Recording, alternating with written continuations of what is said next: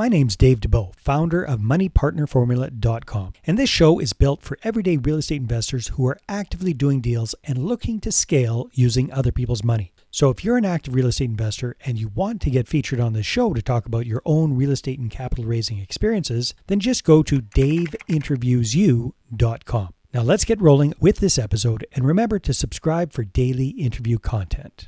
All right, guys, welcome to Property Profits Podcast. I'm your host, Bryce Kaminsky, filling in for Dave Dubois. And have you ever wondered how to turn real estate challenges into opportunities? Today, my guest, Megan Talbot from Vermont, is joining us. She's mastered the art of creative financing and transforming underperforming properties into profitable assets. Megan, welcome to the show. Great to have you here. Thanks so much, Bryce. So I think creative financing has been thrown around a lot, but let's just, from your side of the fence, can you elaborate on your approach to creative financing in real estate investing? Totally. So I think it's multifaceted. I think the whole idea is that banks are harder and harder these days to get lending going. Criteria getting stricter. And so creative finance is really just all about taking a look at the deal and figuring out alternative ways to fund it, right? So classically, we've got seller financing. People are doing, subject to deals, combining a little bit of bank loan with one or two of those things together, bringing in private money lenders. So, really kind of looking at what your end goal is and figuring out how the money can make it happen. Nice. Yeah, especially I like what you said about the banks, because they are pulling back and people have started to really get aggressive with creative finance. Now, did you have training in creative finance, or did you just YouTube University, or how did you fall into the idea? A little bit of both. I did my first deal pretty classically, put money down, took out a bank loan. And then, I started my investing journey in about 2021 when interest rates were still super low. Yeah. And it wasn't too long after that we started to see the climb. And I realized that I was going to need to make a little shift. So a little bit of YouTube, found Pace Morby, and kind of got into that community a little bit and started doing my homework. Yeah, I wasn't surprised, when Pace Morby came on the scene. It's probably let's say that the notoriety is like 5 years ago, maybe even 6 years ago, maybe 7, maybe even longer, but it's when they actually pop on the scene. And when he started with the sub 2 and the creative financing, nobody cared because the market didn't care. And then suddenly the interest rate shifts and everybody cares. So, it's good to stick to your guns and continue doing what you're doing. And then look, the market turned in the favor of subject 2 or sub 2. And there you go. Now it's a booming industry. So how do you identify opportunities in affordable housing within the Vermont market? Well, the Vermont market is honestly pretty tough. We have, high entry point. And so it's really doing a number of different kinds of outreach. I've done a couple of deals from the MLS. So, just looking for properties that have sat for a long time. Right. We had a couple of years where the market was really, really hot, and Vermont doesn't really necessarily see all the dips that other places do. Yeah, it just kind of goes up. Yes. And so it's, asking how can we make things affordable in Vermont it's a tricky question. So, it's finding those motivated sellers, whether they've been sitting on the MLS for a while or, doing some outreach via mailers, networking with other investors who, just have happened to found a deal that they can't get done. So there's, looking for those entry points that make sense. So how did you get started in real estate? It doesn't, everyone's got a different entry point, but why real estate? It's a good question. I was kind of in the middle of the pandemic, and I'm a teacher by trade. I've been working in education for 20 years, and have just I got to a place a couple years ago where I was hitting a wall with it. COVID made it really, really hard to be in the classroom. And so I was kind of looking for something else. I had a couple friends who work in real estate, as investors. Right. And they had planted the seed. And I thought it sounded a little bit interesting. I like the idea of taking my education in my own hands and not having to go back and do another master's degree to start over in a different field. And when I started digging into real estate a little bit, obviously I read Rich Dad Poor Dad and really realized quickly that all the things that you do as an investor really were super interesting and were keeping me engaged and kind of really triggered those, that need to like problem solve that I think I've always liked about working with people. So it really kind of hit a lot of different things for me. Yeah, I mean, I think that's one thing that real estate is like. Some days you can be at the desk all day, some days you could be touring properties all day or what have you. So it definitely does, keep things interesting. So you started in real estate. When you were telling the story, I was thinking to myself, I wonder how many real estate investors were spawned out of the pandemic and just people looking at jobs like an office job or teaching specifically, going like, I didn't think it would be this way, and what can I do to avoid this? And that's a common conversation that happens on the podcast. So, what sort of challenges did you face getting into real estate and going through that transitionary period?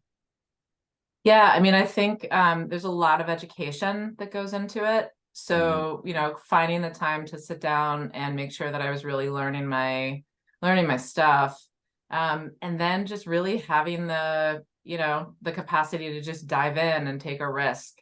Real estate, people are concerned all the time about how risky it feels to try anything that's new, never mind something that involves your money.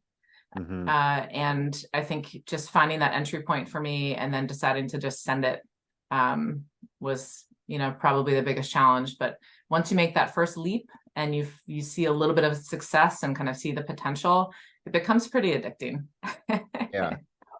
And especially when you look at the opportunity versus the time where you could really do something with the same 40 hours. You say, oh, the teaching job would have paid me XYZ, and with the same amount of like, because I don't think teachers really do 40 hours anymore. It's 40 plus, definitely after school. I heard they're even making them like pay for their own printed paper. Like if you print something, they have to pay for it out of their own pocket. Like teaching is really undervalued, I think, in today's framework, and undervalued, underpaid. But Yeah. Good luck asking for the taxes for the increase over there. But we'll build 100,000 fighter jets or whatever, but we can't get the teachers a little bit more money to raise the next generation. So you mentioned here along the way that you really were the kind of solopreneur. Tell people a little bit about what you mean by that, and then we'll get into the transition to building the team. Sure. Yeah. I mean, when I started, and I bought my first property, I had, a little bit of training, a little bit of information. I'd done as much homework and research as I could. But I kind of went big. I bought a single family home that had an ADU and decided to house hack. So I lived there for 2 years and went from 2 units to 3.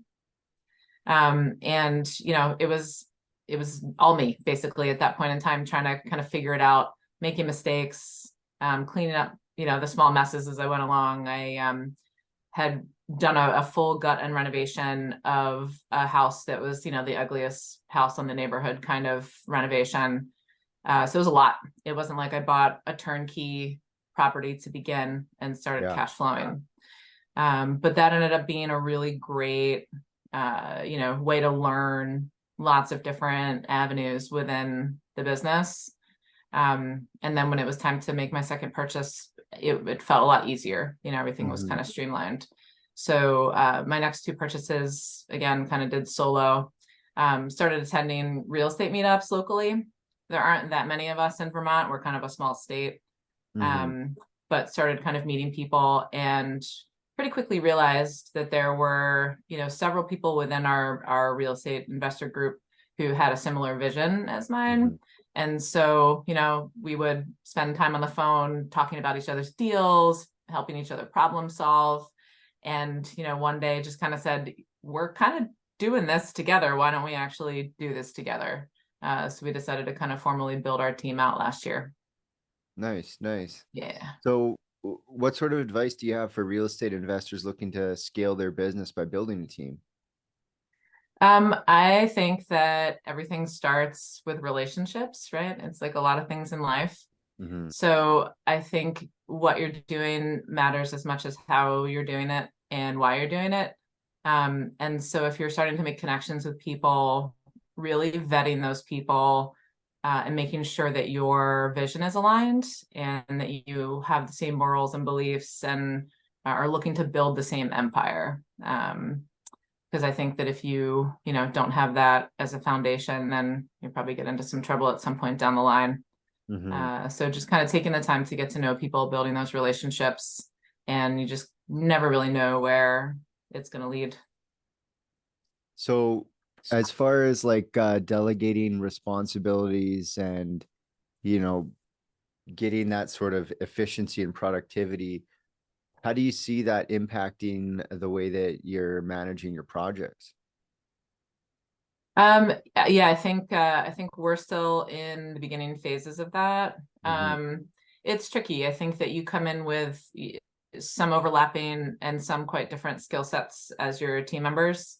And so, we're still working on our first big deal together and trying to work through those exact things. Where do my responsibilities end? Where do the next person's begin? We're a team of 3. So, as we're kind of working through things, we're absolutely kind of bobbing and weaving and figuring out how to put everybody's strengths and weaknesses in the places where they belong so we can be efficient. So when it comes to, real estate so far and, the successes that you've had, what do you think your unfair advantage is? What comes easy to you that other people might find difficult to do? I feel like I'm pretty good with numbers. I've always been, a little bit of a math nerd. And so, really sitting down with spreadsheets and making sure that all the numbers line up, and then, having the capacity to just kind of jump in and believe in myself, I guess, taking those action steps and not getting stuck in that analysis paralysis.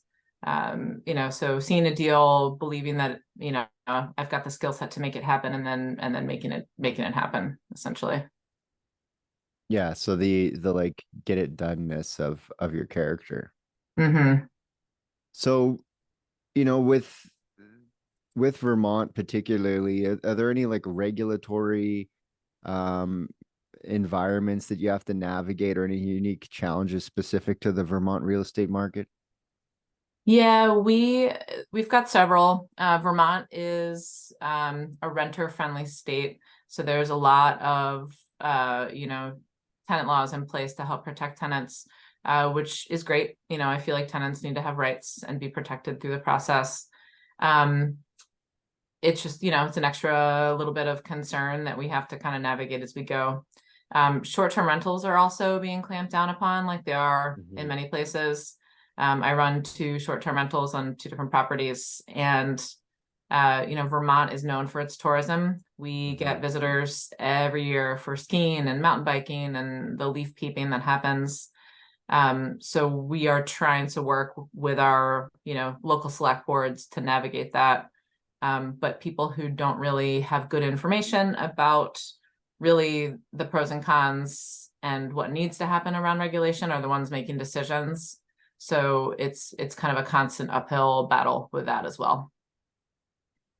Okay. So when we were talking a little bit before the show about raising capital, because that's one of the primary things for you to scale a business is ultimately raising capital. So, right now with sub 2, you don't need a whole lot of capital, but what are you doing right now to fund the deals that you're working on? Yeah, we focus a lot on seller financing, and even when you have a seller holding a note in first or second position, there's still costs associated Yeah. that often aren't talked about. So even within creative finance, you're going to have holding costs. A lot of times you're going to have to get properties cut up on back taxes and things like that. Hmm. You're paying a mortgage while you're renovating. A lot of times when you're renovating, there is no income coming in. So there's just all these utility bills and things that you're paying for. So there's always fees. Even when Hmm. the deal is fully funded, there's always fees. So, looking for private money lenders, we're in the practice of telling everybody that we know, everybody that we meet, blasting it out, who we are, what we're doing, what sort of value we bring, and asking for money, asking Hmm. folks to invest in our vision. So it's a lot of just, constantly talking about that with anybody who will listen. So what's one of your strategies to get access to money to fund your deals through your existing network right now? We host monthly meetups, and there are always people that come to these events who have a little bit of money but don't have any direction or experience yet. And so, when we show up to these events, we talk about what we're doing. We make little presentations with our team, and we present the deals that we're working on, and saying, if there's anybody in the room who's interested in working with us, this is what we have. This is what we need. And so we've had some success that way so far. So aside from that, what other things are you doing to kind of expand your network of prospective investors? We are connecting with other investors, even who aren't coming to these groups. So Vermont has an old housing stock, and as a result, there's a lot of kind of older investors who are kind of in that sweet spot, over 60, looking to retire, looking to pull their money out of a property that they have to manage and hand that over to somebody else who can continue to make them money. So we've actually found some success with some of those older investors who don't want to be, busy every day managing all the things, but want their money to keep working. So we've had some success that way as well. Yeah, So they're cold done. calling, Yeah, they're done. They're done putting the paint in the truck and driving down there and painting it 100%. white the windowsill. So, are you a find the deal and then the money person, or do you prefer to have your capital kind of lined up and then go shopping for deals? A little bit of both. We've started to create a list of potential money partners. But I really do believe that when you find a good deal, the money comes to it. Mhm. And so we're focusing more of our effort on the deal hunting and the deal finding, and then making sure we put together a good presentation that makes sense, and a good offer for somebody who is looking to park their money into it. So yeah, my next question was actually, when you present your deal to a possible investor, how do you go about doing that? What does it look like? How does that go? Well, we started putting together, essentially just a pitch deck. Mhm. Um, and depending on what the deal is, what needs to kind of go into it, sometimes it's just a single slide. Sometimes with some of these older investors, it's a flyer. We send it to them in the mail Mhm. because they don't use technology. Yeah, no, they're not going to check their email. Yeah. So really we look and see who it is we're looking to pitch and kind of plan that way. But a lot of times it's just a pitch deck, a slide deck. So, for people to invest significant amounts of capital with you, they need to know, like, and trust you. So, what are you doing for those sorts of things? We're, just kind of showcasing the things that we've done. Part of the deck is, sort of showing the deals that we've done over the past decade. I've been investing for 3 years, so my timeline isn't that rich yet, but one of my business partners has been investing for about a decade. So he's got quite a few more deals under his belt. And then, it's really just about relationships. We go out to coffee, we go out to dinner, we'll go have a beer with somebody and just get to know them a little bit. And I think, part of the success that I have had in this industry so far is being able to meet somebody, look them in the eye, shake their hand, and sort of get a sense whether I trust them or not. And I trust that instinct that I have. And I think a lot of people do, who have been in the game for a while. So, really just kind of presenting who we are as people, what our values look like, what we're trying to do for our community up here in Burlington, goes a long way. So what are your future goals and aspirations for the real estate business? The sky's the limit, Bryce. It really we'd really is in like real estate, yeah. we'd really like to 10x this thing. I don't know. I think for all of us, we'd like to get to a place where, all of us are out of our W-2s. I'm in a team of 3, and so far 2 of the 3 of us are out. And then for me, it's just really a work-life balance. I want to be able to spend time with my kids. I want to be able to, not work 80 hours a week. And so I don't know what that looks like yet. It's still kind of in development. But continuing to grow the portfolio and getting to a place where, we feel like we have that balance happening. So my last question is, what advice would you give to aspiring real estate investors who are looking to achieve similar success in their ventures? Yeah, I would say get educated, read everything you can, listen to every podcast that you can, talk to people who are actively involved in investing, start showing up to events, and then, announce your intentions. So just tell everybody that, hey, I'm looking to do this. How can I connect with you around this? And I think the more you just start talking about it, I think you can kind of manifest that future for yourself. And then just be ready to take action. Once you feel like you've got some education, look for those deals and take action. Great. So if people want to connect with you, they want to find out more, what should they do? How do they find you? Great. Find me on our team's website. So we're Lean Capital LLC, LEAN, and capital as in money. And you'll find all kinds of information about me and my 2 teammates. Awesome. Well, I really appreciate you stopping by, Megan. Yeah, thank you so much. No problem. Until next time, guys, we'll catch you on the next episode. Hey there, I really hope you enjoyed that episode. And as always, if you want to listen to more daily interview content, make sure you subscribe. And if you're an active real estate investor and you're doing deals and you'd like to get featured on this show, then just head over to daveinterviewyou.com. Now at moneypartnerformula.com, we help real estate investors to create a process for predictably getting capital so they can do more deals without relying on hard money lenders or the banks. We do this by building them a private capital marketing system. Now, if you want help turning yourself into a big money capital attraction machine, then book a call with our team to see how we can help. Just visit moneypartnerformula.com to find out more. All right, take care, and we'll see you on the next interview.